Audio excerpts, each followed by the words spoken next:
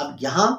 کنارہ کشی سے مراد بالکل الگ تھلگ ہونا، بستر الگ کر دینا، اس کا جھوٹا نہ پینا، جیسا کہ دنیا کے اندر مختلف مذاہب میں ہوتا ہے، وہ نہیں مراد۔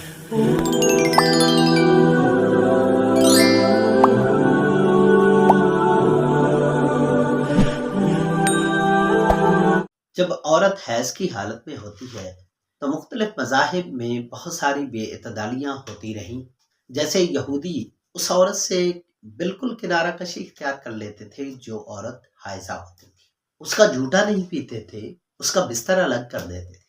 بعض مذاہب میں حائضہ عورت کے ساتھ ہم بستری بھی کی جاتی تھی، اس کے علاوہ اور کوئی کسی قسم کا پرہیز نہیں کیا جاتا تھا۔ یہ ساری بے اعتدالیاں مختلف مذاہب میں پائی جاتی تھی، لیکن جب اسلام آیا، جب نبی پاک صلی اللہ علیہ وآلہ وسلم تشریف لائے، تو اس وقت صحابہ کرام رضوان اللہ علیہ اجمعین نے ایک سوال کیا، اس سوال کو اللہ نے قرآن کا حصہ بنا دیا۔ ہمارے لیے یہ سوال ایک نعمت سے کم نہیں ہے، کیونکہ اس سوال کے ذریعے ایک بہت بڑا مسئلہ حل ہو گیا۔ صحابہ نے سوال کیا حیض سے متعلق، تو اللہ نے اس کو قرآن کا حصہ ایسے بنایا، فرمایا وَيَسْأَلُونَكَ عَنِ الْمَحِيضِ، وہ لوگ آپ سے سوال کرتے ہیں حیض کے بارے میں، قُلْ هُوَ أَذًى، اے محبوب صلی اللہ علیہ وسلم آپ فرما دیجئے کہ وہ گندگی ہے۔ اذن تکلیف کو بھی کہتے ہیں اور نجاست گندگی کو بھی کہتے ہیں، تو یہاں معنی اس کا گندگی ہے کہ اے محبوب صلی اللہ علیہ وسلم آپ فرما دیجئے کہ وہ گندگی ہے۔ فَاعْتَزِلُوا النِّسَاءَ فِي الْمَحِيضِ،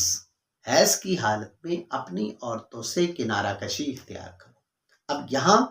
کنارہ کشی سے مراد بالکل الگ تھلگ ہونا، بستر الگ کر دینا، اس کا جھوٹا نہ پینا، جیسا کہ دنیا کے اندر مختلف مذاہب میں ہوتا ہے، وہ نہیں مراد، کیونکہ اس کی وضاحت نبی پاک صلی اللہ علیہ وسلم نے کر دی کہ کنارہ کشی سے مراد کیا ہے، جس کی وضاحت ہم حدیث سے سمجھیں گے۔ اور فرمایا وَلَا تَقْرَبُوهُنَّ، آپ ان عورتوں کے قریب نہ جاؤ، حَتَّى يَطْهُرْنَ، یہ کنارہ کشی کنایا ہے ہم بستری سے کہ ہم بستری نہیں کرنے۔ ویسے آپ جھوٹا بھی کھا سکتے ہو، ایک بستر میں لیٹ بھی سکتے ہو، باقی ناف سے لے کے گھٹنوں تک جسم کے اس حصے سے فائدہ نہیں اٹھا سکتے، باقی جسم سے فائدہ بھی اٹھا سکتے ہو۔ اسلام نے اس چیز سے منع کیا ہے۔ یہاں جو مراد ہے کہ عورت کے قریب بھی نہ جانا، عورت سے جدا رہنا کا مطلب یہ ہے کہ آپ بستر بھی ایک اختیار کر سکتے ہیں، ایک چھت کے نیچے رہ سکتے ہیں، اس کا جھوٹا کھا سکتے ہیں، اس کا پکا ہوا کھانا کھا سکتے ہیں، ایسی کوئی پابندی اسلام نے نہیں لگائی، صرف وہ پابندی ہے جو بتا دی گئی۔ کوئی شخص یہ اعتراض کر سکتا ہے کہ قرآن پاک کے اندر آتا ہے جی وَلَا تَقْرَبُوا الزِّنَا، زنا کے قریب بھی نہ جاؤ، حتیٰ کہ وہ ذرائع جن کے ذریعے انسان زنا تک پہنچ سکتا ہے ان کے قریب بھی نہ جاؤ، منع کیا گیا ہے، اس میں کوئی شک نہیں۔ تو کوئی یہ کہہ سکتا ہے کہ یہاں وَلَا تَقْرَبُوهُنَّ، یہاں بھی لا تقربو ہے، وہاں بھی وَلَا تَقْرَبُوا ہے، یہی کہا جا رہا ہے دونوں جگہ پہ۔ تو ذہن میں رکھیے گا، ایک تو ہے کہ قرآن کے اندر یہ وضاحت موجود ہے، وہاں کنایا ہے، جب کنایا آ جائے تو اس کا مفہوم کچھ اور ہوگا، اس کی تفسیر کچھ اور ہوگی، جبکہ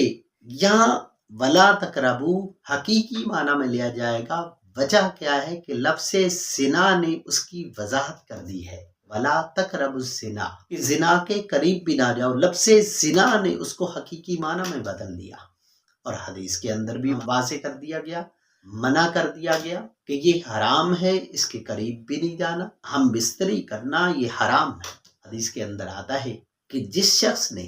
حائضہ عورت سے ہم بستری کی، دوبر میں دخول کیا، کاہن کے پاس کیا، اس نے ان تعلیمات کا انکار کیا جو نبی پاک صلی اللہ علیہ وآلہ وسلم لے کر آئے۔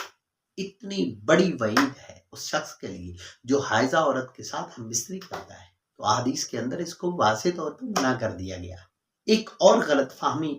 جو عمومی طور پہ ہمارے معاشرے کے اندر پائی جاتی ہے، ایک حدیث کو پیش کیا جاتا ہے کہ جی جو شخص حیض کی حالت میں عورت کے ساتھ ہم بستری کرتا ہے اس کی اولاد ہجڑا پیدا ہوتی ہے، اور ہر ہجڑا شیطان کی اولاد ہے۔ یہ حدیث غلط ہے، موضوع ہے، یہ قابل اعتماد نہیں ہے، ایسی کوئی بات اسلام کے اندر نہیں ہے۔ تو امید ہے آج کی بات آپ کو سمجھ آ گئی ہوگی۔ اپنی نمازوں کا خیال رکھیے گا، اپنی دنیا بنانے کے ساتھ ساتھ آخرت کی فکر ضرور کیجیے گا۔